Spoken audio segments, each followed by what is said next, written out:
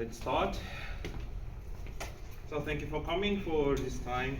We'll make one presentation from hot clock to introduce the design event worldwide. So do you know who is him? Yeah, they know who I am. Okay, then you can start, please. Unfortunately, I'm pretty famous. Okay. The reason why we've chosen to speak about the design event is because we must say that Formula Fsae is not a motor racing event. True, it's not a motor racing event. It's actually an engineering design event. And the theme of that event is motor racing. We have motor racing as the theme because it's interesting and it's exciting. If we had Formula Cement Mixer, we would not get any people because they would not be interested. So we need something exciting. So next slide. Yeah. Why is this a presentation in English? You want to tell them or will I? Yes. I will tell them. Okay. Whether you like it or not, the language of engineering in the whole world is English. The language of the law, as we said the other day, the language of the law is Latin, and the language of the diplomats is French, but the language of engineers is English. And every event in the world, with the possible exception of this one that we're at now, the design event is always held in English. I would urge young engineers and project managers and whatever to please improve your knowledge of English, particularly technical English, because that is the language that you will be dealing with in your career for the rest of your lives. Okay? If you do not do this, you will find that many career opportunities will be closed to you. Even in Germany, you go work for the German competition, or German manufacturers or whatever, English. You go to France, English. Even Korea, English. Not that you're going to Korea. Okay. So we're talking here about the design event. The design event.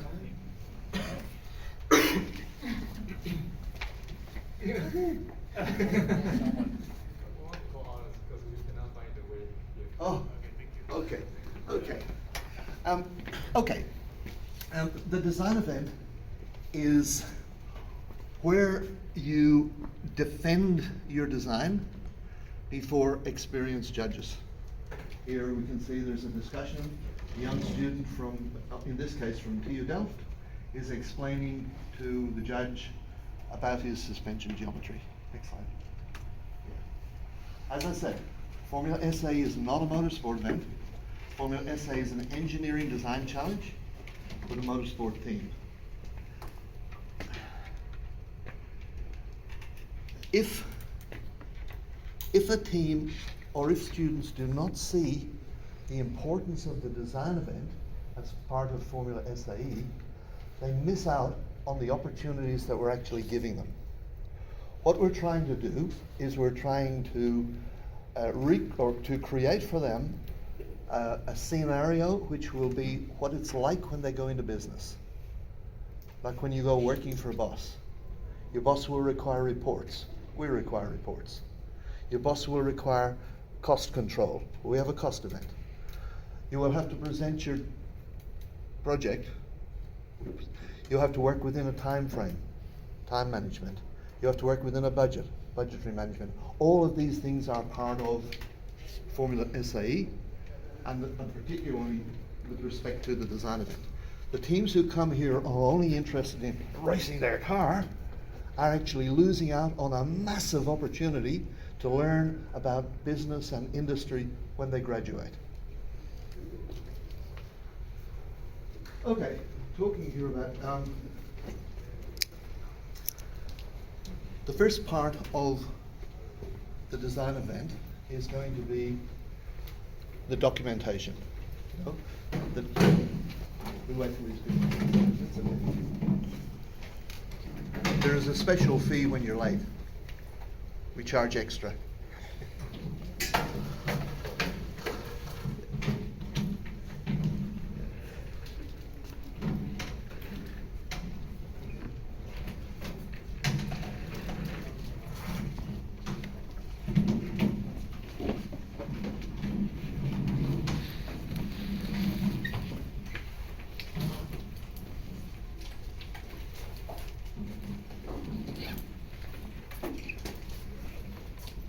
Please bring your chairs. Yeah, come over here, I can't see. Move over here, you can't see. Sit down the side. Bring your chair over here so you can see. Can you see the screen? Oh, okay. And here it's empty. It's not occupied, so somebody who wants to see. I won't this buy phone. Okay, as I said, the first part of the design event is the documentation. You know, your design report. And although there are really two sets of rules, the Formula Student rules from Germany and the Formula Fsae rules that originate in the US, really they're pretty well the same. You know, there's not really that much difference between them. And you'll also find that at events there are usually some local adjustments to the rules to suit whatever the local conditions are. But in general, all Formula Student, all Formula Fsae events are the same. They have the same dynamic events and they have the same static events. So if you go to an overseas event, you can expect the event to be very similar to what you're experiencing here in Japan. Good gracious, we've got lots of people coming. Come on, keep coming.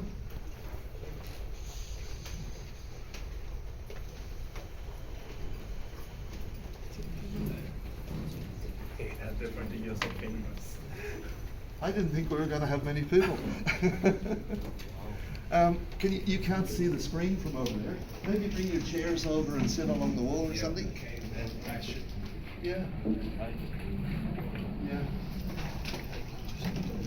Go to the next slide. Yeah.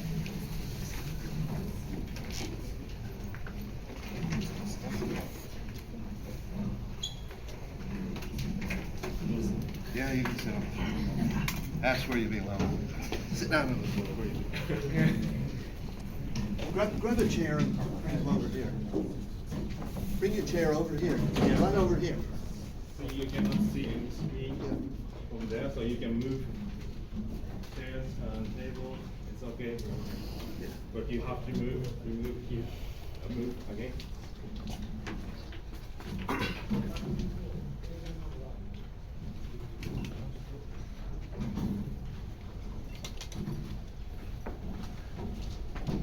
Yeah. Oh, okay. You've got a remote control. I can let you try that. You can sit down. Sit down here.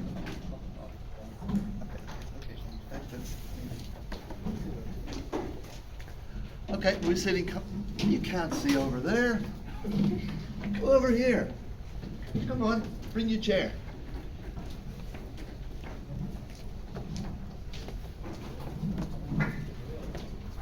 There's all this room down the side. Plenty of room for chairs. There's an empty table here. And there's 2 seats available. Move right down. Make room.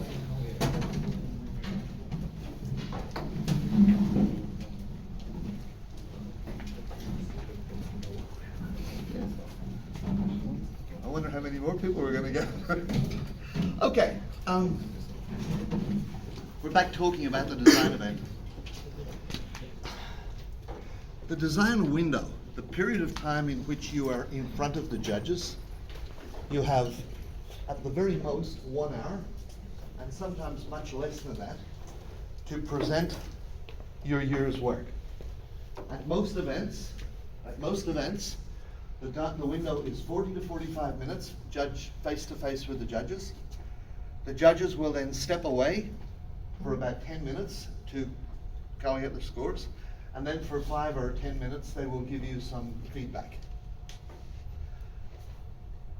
Sadly, that's really not enough time.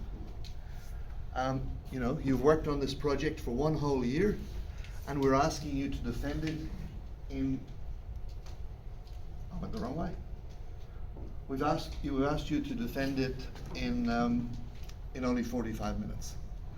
Now, a couple of things which are really important here.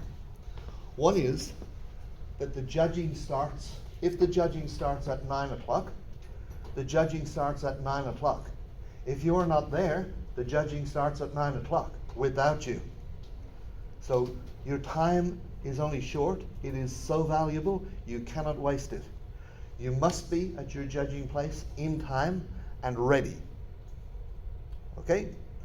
The judges will not extend the time at the other end to give you a chance. So if you come 30 minutes late, you only have 15 minutes before the judges. That's bad for you. So it's up to you to ensure that you have good timing.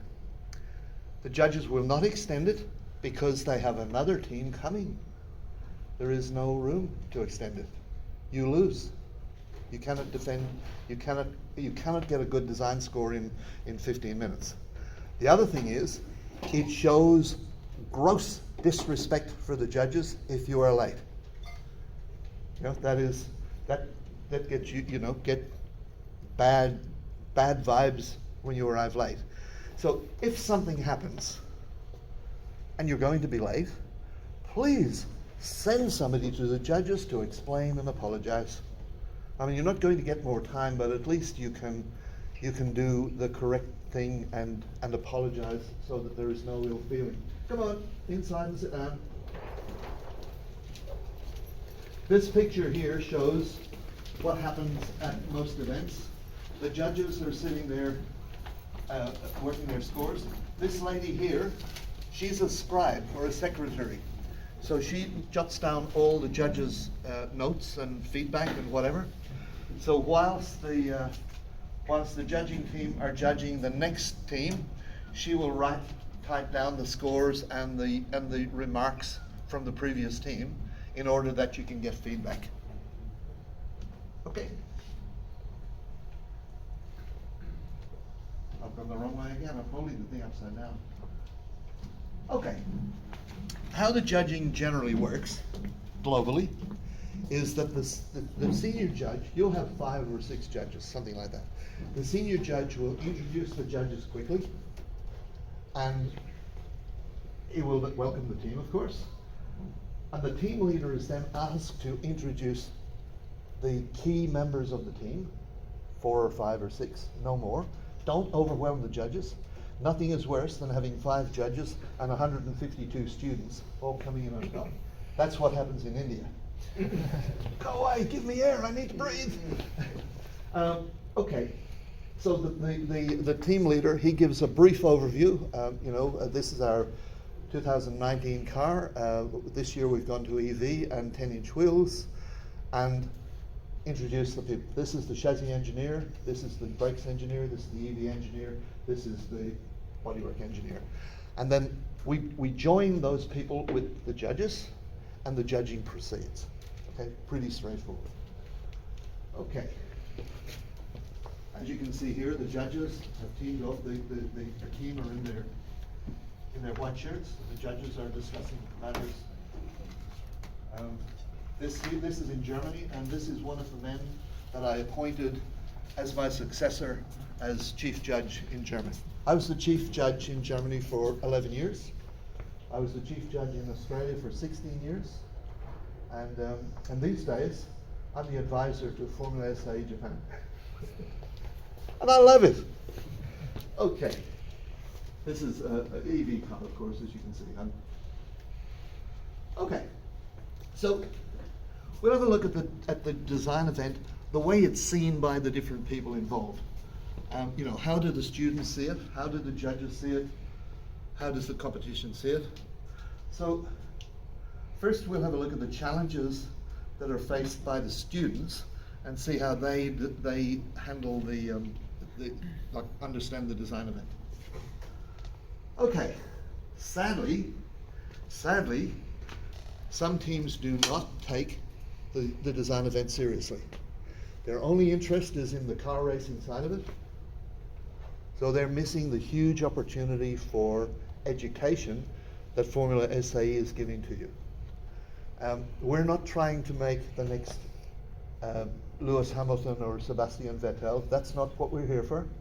We're trying to educate the next generation of young engineers and project managers and whatever, to ensure that they have a good and successful career and that they contribute to the ongoing wealth and health of themselves, their families, and the country. We're trying to do a good thing here, not make racing drivers. Okay, we call this the motorsport virus, where motorsport is more important than, or they believe it's more important. You know, if you want to go motor racing, buy a bloody go-kart and go motor racing. Okay. Some teams, or many teams, will hold the opinion that when they go to the design event, all the judges want to do is to find fault with their car. They arrive at the event and they believe that their car is the best Formula Fsae car ever built, ever designed. It's perfect. And unfortunately, there is no such thing. There is no such thing as perfect. And when the judges start to challenge some of the design decisions, sometimes the students feel that the judges are being critical of them. You've done a bad job. No, that's not the case. It does not help for the judges to tell you, oh, that's lovely, you've really done a wonderful job, when it's not a wonderful job. You need to face the truth. Nobody's being aggressive or dismissive, or unless, of course, you arrive late with a really shitty car that's very poorly put together and it's dirty and whatever. You know, I have actually seen a judge say to the team, "Is this the best you can do? How can you be proud of this?" But that doesn't happen very often. That was Claude. He knows. Excuse me, please. I've got the flu from flying. Okay. So the judges are not allowed to denigrate your efforts, although if a team is not prepared, it might seem that way. Now, the judges have it's not a score sheet. It's kind of a cheat sheet where they can look at the various aspects of cars, and it gives them a scoring range. You know, it might be for powertrain development, 25 points, and the judges might say, okay, if a team have put a standard engine in the car and done nothing else, well, maybe they get sort of half points if they've done a good job. If they haven't done a good job, less than half points. But if they start to improve the breathing, change the cam timing, or whatever the case may be, then we give them, so you would adjust the points up and down according to what you think they've deserved. But this is not the final score, not at all. Okay, oops. The teams should be familiar with that piece of paper. The teams should know. How do you get hold of it? Well, ask. Okay, you need to know, like, there is no point in spending your time at the design event defending the aesthetics of your car, where you're only going to get 5 points, and so everybody gets 3. Nobody gets a 5, nobody gets 1, so you get a 2, 3, or a 4, and the average cars get 3. Big deal. You're better off to defend engine development or aerodynamic development or something else where there are points to be gained. You must make the best use of your time. Okay. The other thing is that if you're smart, you'll also find out who the judges are. And you'll go to the judge and you'll say, "Good day, mate," and talk to them. Because then, when you meet with the judges, it's not meeting with a stranger. The communication is much easier. Okay? The judges are mostly experienced engineers with a lot of experience in life. There are some competitions out there where they have used students and inexperienced people as judges. This is not fair. This is not fair. We are preparing you for a life after college, and it is hugely important that the judges have life experience, that they know what it's like in the real world. Students do not know this, you know? So there are events where, unfortunately, this happens. It's difficult. for any competition to find good judges. Good judges are hard to find, okay? And many of the good judges, like Fsae here and myself, grey hair, not getting any younger. So we need to find new judges to come after us, because we won't be doing this for many more years. We'll do it as long as we can, but soon we will have to stop. You know, life goes on. What I've found though is that even though we have experienced judges, if you want to have good level judging,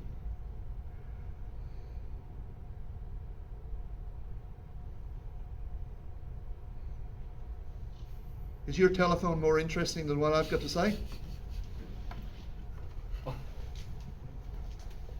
Okay.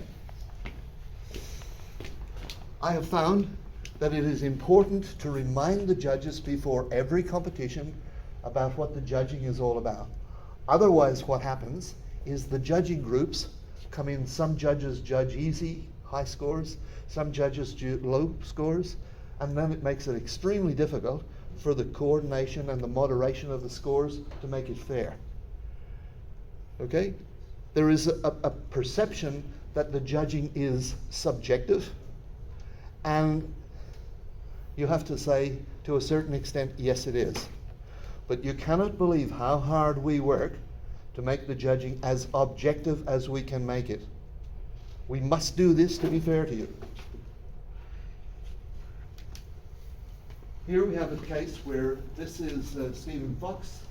He is the chief design judge in Michigan, and he is training judges with a car. What we do is we put all the judges together. Generally at events we have about 25, maybe 30, maybe 40% are new judges. So the first thing I will ask is all the new judges put their hand up, and then I say to the old judges that we all know, Mr. Ono or whatever, please take one of these new judges with you, partner him so that you can teach them how to do it. Okay. We then talk to them about how the judging is to go. I always say, firstly, that it's important to understand that because students, particularly in Asian countries, show a great deference to their elders, sometimes it is difficult to have good communication. So it's important for the judges to make the students comfortable. You know, make it don't make it too difficult. I always welcome them, and if they call me Mr. Clark, I say no. Mr. Clark is my father. I'm Pat. Because keep it. You have to keep it a little bit. What's the right word? A little bit strict, but you can. You don't have to. It doesn't have to be like the professor at university. Yes sir, no sir. No, easier than that. And always at the end of judging, I say to the judges, you must finish the judging on a high note. You know, by the way, guys, I really love your muffler, or something. You know, the uniforms you're dressed in, they look really cool, or whatever the case may be. And then I ask the judges to give them a round of applause. So the students leave on a high. Okay, this is important. This is the psychology of it. Okay, we then break the judges in two. So half of the judges go away, and another judge, in this case Rudy Dittmar and Stephen Fox, have taken these judges and they're showing them how to judge a car. The other half of the judges stay upstairs with me, and I talk about the psychology of judging. Like, how do you know that the students are telling you the truth? How do you know that the people before you actually did the design or whatever, you know? And most importantly, I warn them, do not allow the students to take control of the discussion. Many universities will train the students to come over the top of the judges and say, well, we've done this and we've done that and we've got this PowerPoint display. Stop! I know you know all about that. I want to know the depth of your knowledge. So, I say to them, you start off by asking what's called a closed question. A closed question is a question which gets a yes or no answer. You know, did you design the chassis? Who did? He did. Okay, that's a closed question. Why? How? Now come the open questions. Who, what, where, when, why, how. Questions that start with those words have information in the answer. You know, for instance, did you build a chassis? No. Oh, so let's say yeah, the true case. Yes. Okay, it's a carbon fiber monocoque chassis. It is beautiful. So I asked some other questions. Where did you make this chassis? I made it at Carbotech in Italy. Oh. And who made this chassis? Me? Well, no, you didn't. You were an intern at Carbotech. So Carbotech incidentally make chassis for Dallara, they make chassis for Lamborghini, they make chassis for Ferrari. So this intern, 20 years of age, has gone to Carbotech and said, do this, do that, do a layup like this. Nonsense. They stood in the back and they went, oh, well, it was done for them. Now, that's against the rules. You know, you're not supposed to have outside companies do the work for you, are you? But it happens. But the judges are trained to ask those sort of questions so that we find this stuff out. So even though this was probably the best chassis at the competition, did they score good points? Oh no, they didn't. Because it's not their work. Okay. If I said to them, there's a 25-degree bias in the plies in the leg, why did you choose 25 degrees? Oh, no idea. Okay. The judges have fun, believe me. Okay, let's go on another slide. Okay, we've talked about that. We've talked about that. Closed questions and open questions, we've talked about that. Here we have now the judging is happening. So the team are introducing themselves. Here's their car. Here are the judges. Now, we always ask that the team, if they've got bystanders or extra members, have them stand back. Give some room. If some question comes up that cannot be answered by the students in the group, they can call one in. That's no problem. But you need room. You need room to breathe. You know, you need to be able to. The judges don't like being overwhelmed. Okay. As I've said, it's very important to answer the open questions so that the judges can get a good understanding of your design process. Something that I find missing in many places, including Australia, well, not Australia, I'm in Japan, including Japan, is teams that start out without any plan. Like at your very first meeting, what you should be doing is you should sit down and say, okay, for next year, what do we want to do? Okay, we want to enter a car in Formula Fsae Japan. Okay, that means you now have a date. The event is going to be at the end of August. So now you know there's a date when your project must be finished. Okay, when we go to Formula Fsae Japan, I'm sorry, what do we expect? Do we want to win the event? Can we win the event? Do we want to just pass tech? Do we want to complete all the dynamic events? Do we want to score in the top 10 or the top 20? You must be realistic about this. Like, you know, a team in their first year or second year says, we're going to win the event. Well, that's nonsense. You're not going to win the event. So, okay, so then you write down to finish in the top 10 and finish all the dynamic events. Okay?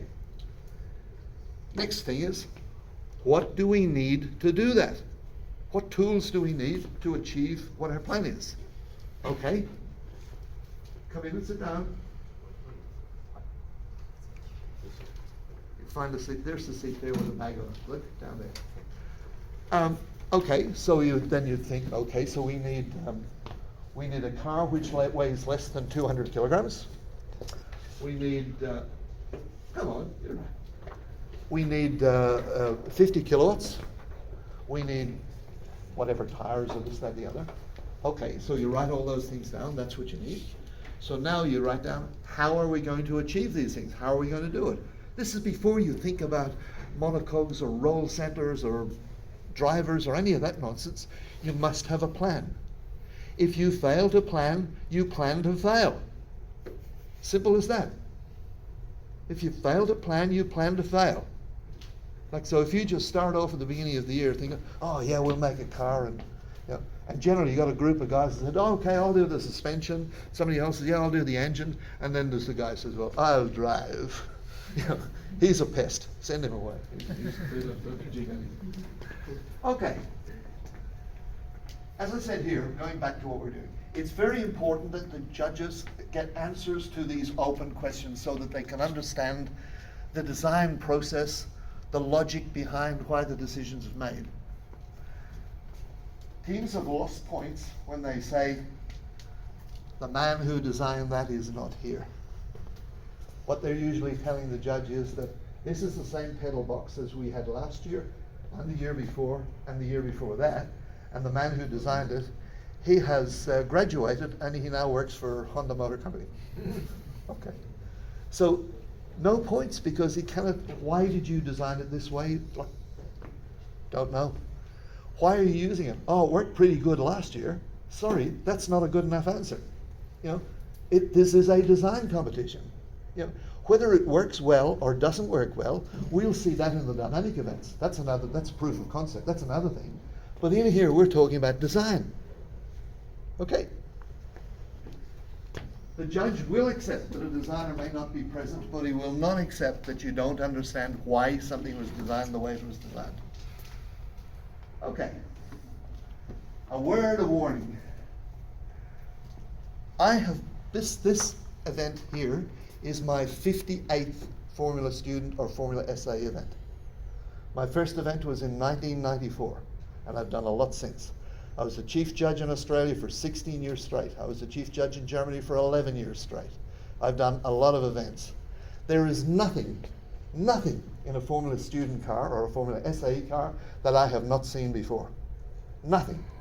You know, people say, oh, look at this radical design. And you think, yeah, that's just like the one from the University of Iceland back in 2001.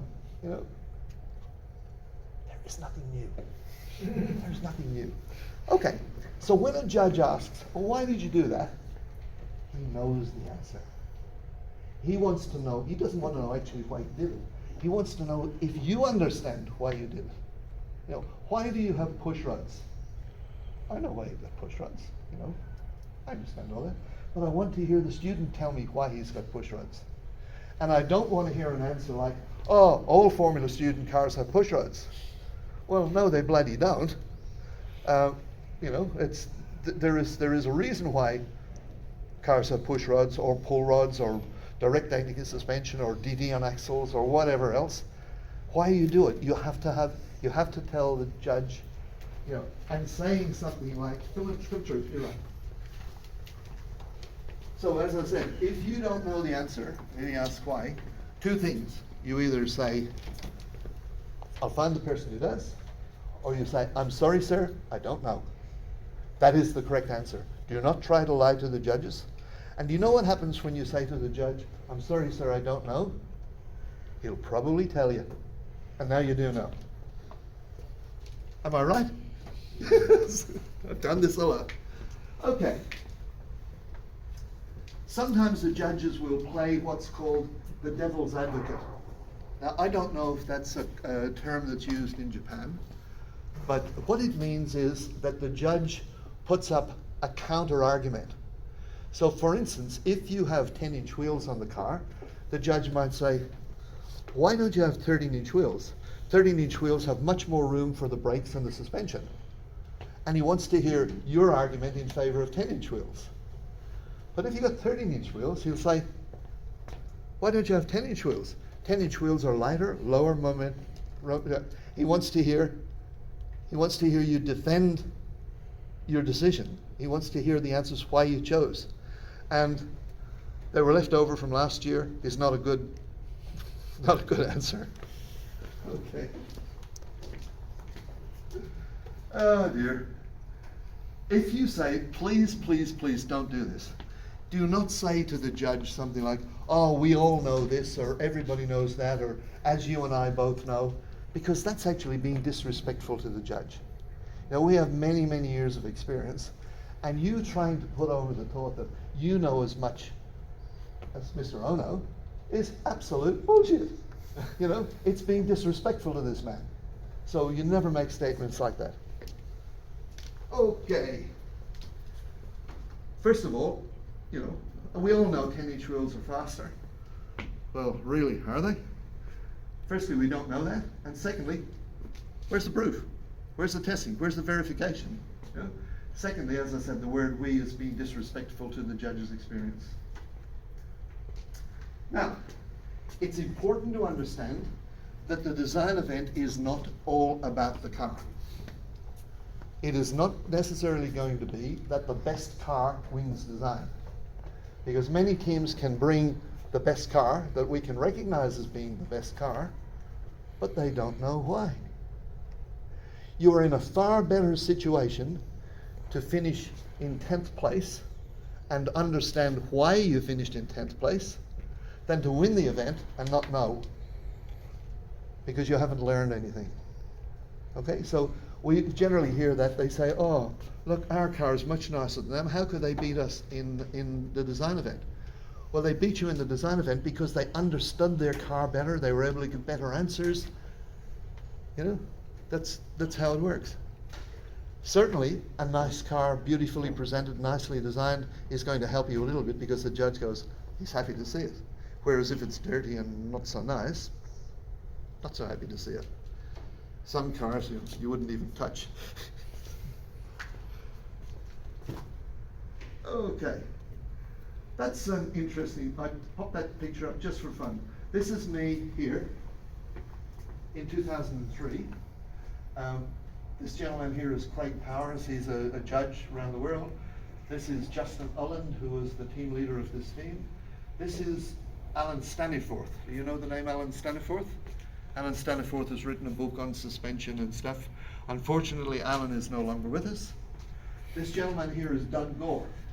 Doug Gore is also a long-time judge and a good old friend of mine. Again, unfortunately not with us. The man in the back is, I forget his name, but he's an engineer for General Motors. This idiot here, this guy here is Steve Lyman, who is a vehicle dynamics expert from, at that stage he was working with Chrysler Jeep. And this, of course, is a team member. The car is the famous Stumpy the Wombat. That's a car from the University of Wollongong, south of Sydney. And in the words of Carl Smith, the late great engineer, was the best engineered Formula Fsae car he had ever seen. They went to the US. They absolutely wiped the floor with the US competition. That car is, even today, that car is absolutely bloody brilliant. It couldn't pass it couldn't pass tech now because the templates, you know, wouldn't fit. But that car is absolutely brilliant. Sadly, poor old Carl Smith died on the Saturday of this event. So he never got to see his words, his prophecy carried out. He had pancreatic cancer, unfortunately, and we lost him. But this is, you can see the judges, this is coming down to the design finals, and you can see now the judges are outnumbering the students by far. Just a picture from history. 2003, how long ago is that? How old were you in 2003? How old are you? How old are you? Too young to know about formula. Yeah. Okay. As you can see, I've got a little bit bigger since then. Okay. So unfortunately, some of the smaller events used unqualified judges, often students. I've said that before, and that's totally unfair. That's not fair. The competition is to prepare you for life in the big group, so it's important that judges have some years of life experience to pass on to you. Otherwise, how can they be good judges? There was an event quite recently where I saw that the team that won design scored 135 points. I thought, oh, why is that? Because normally we take the raw scores and we normalize them and the winner gets 150 points. How come they only got 135? Did they have some penalties or what? No. They just used the raw score from the judges and just counted them up. There was no correction, no. Well, that's absolutely unfair. I talked to a team that went there and they told me this, and I said, well, that's probably okay if the judges are really good. He said, but the judges weren't really good. All our judges were students. Useless. That's, the design event, so important, and yet here we have a competition that don't even understand. Like, because that competition, all they want to do is go drive their cars. Yes.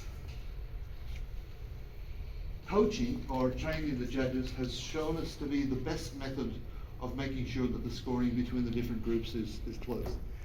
What often happens is you'll have groups, judges will score here, and then here, and then here, and then here. Other judges will score over a narrow base, and some over a wide base. And so you need experienced judges to moderate the scores, to look at the scores, and to correct them so that they relate to each other. Okay? Usually, that's my job these days. We realize, as I said before, that there's always an element of subjectivity, but there's an ongoing effort. We try as hard as we can to make sure that it is as objective and fair to the students as possible. We're not out there to shaft you. We're out there to help, to do our best that we can do to help you on in your career. Okay. So they use the moderate. Once moderation is completed, then the scores are normalized. So what we'll do is we take the scores, once they've been moderated and adjusted, and we look, and you can see at the top of the list, there is a group of teams that stand out better than the rest. It might be 2 or 3, or it might be 5. And so we take that team to go to the design final. Okay? We then decide, the first team that doesn't go to the design final, what score do they get? I've been to events where if you didn't make the design final, you got 100 points. Well, then you have a team that finished, say, in 5th place, and there were 4 in the final, and they finished 40 points behind a team that really they were only 10 points behind. So that's not fair. So the judges then have to determine, the first non-final, what score should they earn? Maybe 120 points, maybe 125, maybe 110, depends where they are. So we give them that, and we then multiply all of the rest of them by whatever the correction factor was for that top team. Okay? Except that we never go below a minimum score. In my case, I usually say that my minimum score is 30 or 40 points. If a team bring in a car to the event and defend it, they deserve some points. And even though they may not have done a very good job, at least they've built a car and they've come there. And if they only score 30 points, it doesn't make any difference to the overall scoring in the event. But at least they're not going to go back to the university with a 0 score, or in some cases a minus score. That's not good. So now, that gives us about, let's say we give the first of the non-finalists 125 points. So now we have a window from 125 to 150 points in which to score the top 5. So they go to a design final, and we'll talk about that in a minute. Okay. This is a little timeout. I'm just going to tell you a little war story here. I don't need the slides to tell you. 3 years ago, at the UK event, I was the moderating judge, and the judges' score sheets came in, and I looked through them. Whoa! Number 7 with 70 points from 150 was a very, very strong team that were capable of winning the event outright. I better investigate. I bet I know what's happened. I bet this team have brought last year's car with the new team, and when the judges asked the questions, why? Don't know, bloke's gone and did that, it didn't come. So I go down to see the team. No, this is exactly the same team as I judged it in Germany 8 months before. Exactly the same people, exactly the same car. But now it's better because they've had 8 months to make it better. So I said to them, how did your judging go? And they said, oh, not very well. Why? They said, oh, the senior judge in our team just wasn't interested. No matter what we wanted to tell him or what they weren't asking us the right questions, they just didn't care. So I went and got the chief judge. Didn't show him the paper. I said, I want you to come and look at this car and talk to this team with me. So we talked, looked at it, we asked them the right questions, and we walked away, and I said, what do you think of that? And he said, wow, that is brilliant. Absolutely top notch. They'll be in the design final for sure. And I said, well, no, they won't, not on these scores. So then we went to the judge, and we said, what went wrong? And he said, they told me lies. Oh, what lies did they tell? He said, they said the car had A-arms, but it didn't. It had wishbones. Whoa, hold on a minute. This team are from continental Europe. They don't speak English as their first language. And as far as I'm concerned, or you're concerned, or anybody else is concerned, A-arms, wishbones, suspension links, top links, all interchangeable terms. He said, not only that, but that car will never work. That's a useless design. Oh, why do you say that? He said, because it's got heavy electric motors in the wheels, so the unsprung weight will be way too high compared, and I know from my experience that never works, that's never going to work. Okay. Incidentally, we're talking about ETH Zurich here. Oh, one of the absolute best teams in the world. So we went away. What are we going to do about this? We didn't want to change the judges' score because that's not fair, they've scored it. So what we did was the chief judge, the head of the FSUK event, and myself and a couple of other senior judges, we decided that we would nominate a judge's wildcard entry into the design final. Do I need to tell you any more? Who won? Who won the event overall? So I said to the chief design judge, so what are you going to do? And he got the list of judges and he got a pen and he went, we don't want judges like that. That is not fair. That is total. There was a team that if you didn't have moderation, no, it was me that caught it, but it could have been anybody else. If you didn't have moderation and somebody to check the scores, there was a team with the capability and the actual ability to win the event overall who would never have won it if that score had been let stand. So I tell you that story just so that you understand that the judges are really on your side. We're not there to beat you down and take points off you and make you feel bad. We're actually doing our damnedest to help you. Okay? True story. This is, yeah. Okay. Oh, we talked about that. Okay, so here's a little picture of judges marking their score sheets and whatever. We're now trying to figure out who goes to the finals. Much studying going on into the middle of the night. Pardon? We only have 10 minutes? That's all right. Okay. For the design final, my favorite is the system that we use in Germany and the US and a few other places. And partially it's my favorite because I invented it. What we do is we get the 5 or 6 design finalists into an area and we get as many qualified judges as we can, 20, 30 judges, and we turn them loose and they talk to the students about only their area of expertise. So if we have, say, 2 or 3 chassis people, we'll have one talk about the front of the chassis, one talk. So they're all talking about different things. We have a 5th percentile female ergonomics judge and a 95th percentile ergo male judge, and they all go through. And after 90 minutes, we all get together, and the judges, he's done it. It works well, doesn't it? Yes. What we do is each judge in turn just gives his list. number 12, number 23, number 34, number 36, in their order. And it all gets entered into a simple spreadsheet, and you hit solve, and the winner pops out. And you're able to see by the dispersion of the scores. So to win design under that series, you have to be excellent in all areas. You know, all areas. They didn't do very well in the ergonomics judge.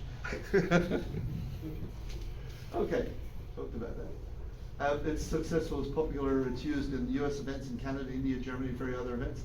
The final gets very hectic. Yeah, I know, there's all these judges and all these students all trying to answer questions, and everybody wants to talk to everybody. But eventually it comes out, it's an extremely, very fair way, isn't it? The Taka's been there and done it a few times, but it's hectic. Yeah. Okay. Talking about the design report, how quickly about that. The design report is not a presentation thing or whatever. It's actually an engineering document. It's a report from one group of engineers, the students, to another group of engineers, the judges. So it should be written in engineering technical English. The drawings should be proper technical drawings, not sketches or screen dumps or whatever, because the design report is your opportunity to make a good first impression with the judges. You only get one chance to make a first impression, and the design report is that. And the judges, we all read through the design reports, we all know what's in there. So if you don't have a good design report saying out what your targets were, what your aims were, and how you went about them, what you had to do along the way, and show us good pictures. Often we find teams will show us pictures and the wings and the bodywork are in the way, so we can't see what the chassis is like or suspension's like. You need to cut all that away. You need to think about, what do I want this document to tell the judges? Very, very important document. Okay, talking about one other thing, on the text pages, the text should be in a nice open font, easy to read, because us old guys, we don't see that good anymore. So tiny little, squiggly little funny fonts and whatever are difficult for us to see. Okay, we'll just talk about that. Drawings should be drawings, as I said. Aspects of the car that inhibit the view should be cut away. The fifth page should be used intelligently. One thing a lot of judges like, I don't know how you feel about it, sir, but if the team shows an isometric drawing of their, full isometric drawing of their car, I find that very useful to be able to see what they've done. Like apart from the tree view, you've got your frontal elevation, side elevation, and plan view. But if you have an ISO drawing of the whole car, then I find that very useful to be able to see what they've done. How do you feel about that? Depends. Yeah, okay. It depends. Yep. It depends on what other information they could have in there, exactly. Yeah. I've talked about this before. This is the generation gap, the thing about talking between judges. We talked about that. This is just a little war story, a team where I saw a young man, they had the best car at the event, and they understood why. This was in Australia, and the lead student was so shy, he couldn't talk, he couldn't answer the questions, and so they didn't win design. And when I sat down with the boy later and relaxed him, he was brilliant. So it's important to make sure that your presenters are able to present without getting shell shock or stage fright. Okay, it doesn't matter. What questions do judges ask? There's no answer. There is no list of judges' questions. The judges want to, the answer you need to understand. If you understand your car, or you're part of the car, or you're part of the design, so that you can answer the judges' why questions, that's all you need to do. The judge doesn't say, well, question number 533. No, it's not like that. There are no questions like that. As I said, the best way to answer is to have a good understanding of your aspect of the car, whether you designed it or not. Okay. Some universities coach the team to take control. I talked about this. The judges do not allow that. We're going to show you a PowerPoint display of our car. No, you're not. It doesn't work that way. Okay. Always have your design documents in a folder. not on a laptop or a tablet. It's much easier to flick through a folder and to compare 2 pages than it is to try go back and forth pages on a computer or on a laptop. Much better to have folders. And it's also good to have good design boards that have covered the important aspects of your car, so you can point stuff out to the judge.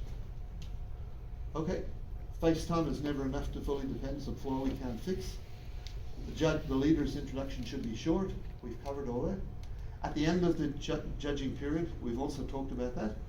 The judges will give a short amount of feedback, and then later on they're expected to give more feedback. But it may be important for you to actually find the judge to get the feedback. Okay, there we have a very well-known judge giving feedback. Everybody knows who that is? US events have a very good feedback system. What they have is they have a young man with a telephone, and you ring the number and he makes an appointment for you to meet with your judges at a certain place. Works very well. But sadly, less than 50% of the teams actually take advantage of that. They have the opportunity to make an appointment, come meet with their judges and get feedback, and 50% of them don't take advantage. They lose. Okay. That's another design judge in the US giving feedback, John Bucknell. At other events, the owners have talked about that. Efforts like Pat's Corner that we have here, that can help. But realistically, that can only be general advice, because I can't talk specifically about your car because I didn't judge it. You know, I'm not part of your judging team. So if you want feedback on your design, I can do some from your design report. Because I didn't design or judge your car, I can't do that. Okay, Pat's Corner in Germany. Sadly, at some of the events, there's no feedback. And equally, sadly, some of their students who don't care. So, how do you excel in the design event? This is the bit for you guys. How do you really do well? Okay, firstly, it's important that you know all about the car. It's important to know the logic behind it. Knowledge must be spread between the teams, between the team members. Team presenters must be confident and have the good ability to express themselves. You put the best driver in the car, you put the best speaker in your presentation. Team uniform is not necessary, but sure helps. It helps if the team look good. Yeah. Have a look at this. That's, see how professional that all looks? That young woman, does anybody know who that is? I bet you know her name. I bet a lot of people know her name. That's Emily Anthony. She is team leader for one of the American teams, and she is one of my advisors on my Facebook group. And if you're not a member of that Facebook group, you should be. Okay, you speak confidently with the judges, be polite. They want to hear what you have to say, but there's no need to be over deferential. If you can't answer a question, tell the judge that and find somebody who can. Maybe that's the person the judge should have been talking to in the first place. Do not lie. All of the judges I have ever met have always been really good at bullshit themselves. You cannot bullshit a bullshitter. That's what you're doing. Okay, like you can see there, yeah, sure. The judge, he really believes what he's being told. And the student knows. Okay, the car should be complete, clean, ready to race. Should be clean everywhere. The car should be painted and should look good. It's a good idea to have the car up on stands, not down on the floor. The judges will want the wheels off and they want the bodywork off. So be prepared. You need the tools. What the judges hate, they hate legacy cars. That's a Mark 7 version of a car that was designed 7 years ago, and nobody knows why they do it that way, but each year they just change a little bit and do it again. They don't like that. They don't like Lego cars. We don't have that so much here, but we have them in India a lot, where the team go out to a shop and they buy all the bits needed to build a car, and then they get some chalk and they design a car on the floor and they put something together, and here's our Formula Student car. We designed it ourselves. Well, no, you didn't. What the judges also dislike is teams that will not accept responsibility for their mistakes. This is really a poor design, I'm sorry. Oh yeah, but we don't have any money and we don't. Sorry, the judges don't want to hear that. The judges are giving you constructive criticism, not destructive criticism. They're trying to help. And so jumping around saying, oh yeah, but we haven't any money, or whatever, you know, we don't want to hear that. Lego car, kit car, yeah. And then the head judges, here we have the head judges in Germany, lucky intelligent. So obviously we know who this is. This gentleman here, his name is Owen Carlos. He is a chassis stress engineer for Red Bull Formula One. So a very, very well credentialed judge. And just to let you know, because we're finished now, just to let you know how much money there is in Formula One, when Sebastian Vettel won their first world championship, Owen, as a leader of a design group, so he's at about, say, maybe 3 levels down from the top, he got a good bonus, extra money. What did he do with this bonus? He bought a Porsche 911. That's what he did with the bonus. That's how much money there is. That's all for now. So if you want to talk to me, find me and talk to me. I'm easy to talk to. And our time is up, and we've only gone 2 minutes over. And thank you extremely much for coming and listening to what I've got to say. And I hope that what I've got to say is helpful to you in where you're going and what you're doing. Maybe you have a much better understanding now of what the design event is all about.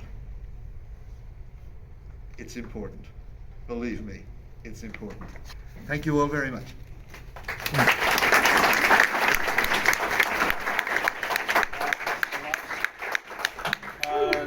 Yeah, we have to move, but if you have some questions. Nobody? Anybody have a question? Guys, I've got a Facebook group called FSAE Advice and Support. Many of you know this. If you don't, and even if you're not on Facebook, join that group. There are 13,000 students in that group. There are extremely good advisors. There's lots of help. And most importantly, you can private message me through the group if you have something specifically that you want to ask me. Remember, it might take a few days for me to get back because I get pretty busy. You know, I'm off to Moscow in a couple of weeks, and then I'm going to Egypt, and then I'm going to Hungary, and you know, I get pretty busy. They keep bouncing. You know, if I was charging money for it, I'd be a rich man, but I don't. And why don't I? Because I've reached a point in my life where I look back and I think,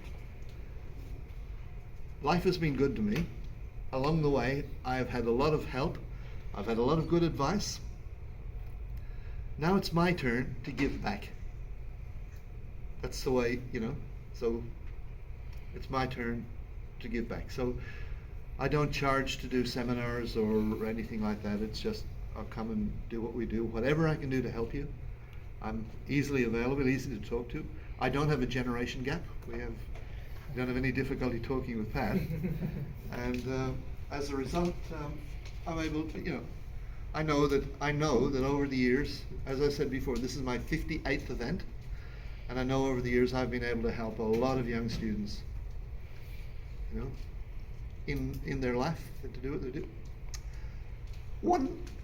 This is important, and it might be a bit of a downer, but one thing that's very important to remember is that engineers tend to be shy people, like introverted, introspective people, not outgoing people. Not all of them, but in general, you know, generally they sort of say, leave me alone, I know what I'm doing. Okay? Now, what happens is that they go to university to study, they join a Formula student or Formula Fsae team, and that team becomes their family. They eat together, they live together, they ruin their clothes together, they do all the things, you know, spend all their money together, and they go to the competition. And then they graduate. Oh, it's like divorce. Their family have gone, disappeared. And it's extremely sad to say, but I know of at least 3 suicides where students have not been able to accept the down of, oh, they once upon a time were a big fish, a little fish or big fish in the little pond. Now they're a little fish in a big pond in life, and they're lonely, and their friends aren't there, and unfortunately they've taken their own life.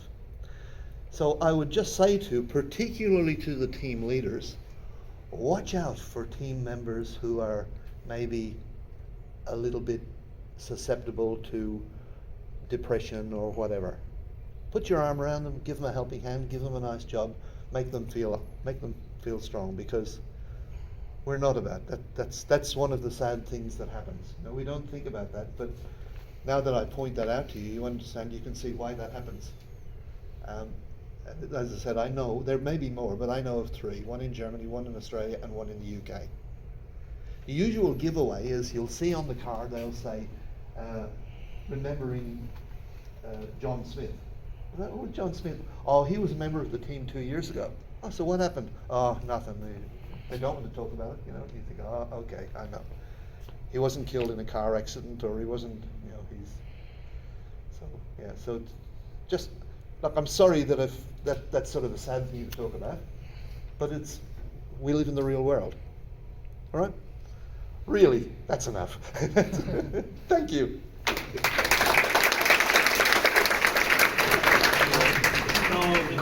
you so much for coming. Thank you so much for your time. Yeah, So, thanks for coming, guys. For this train, what is the philosophy or what is the aim on the design event?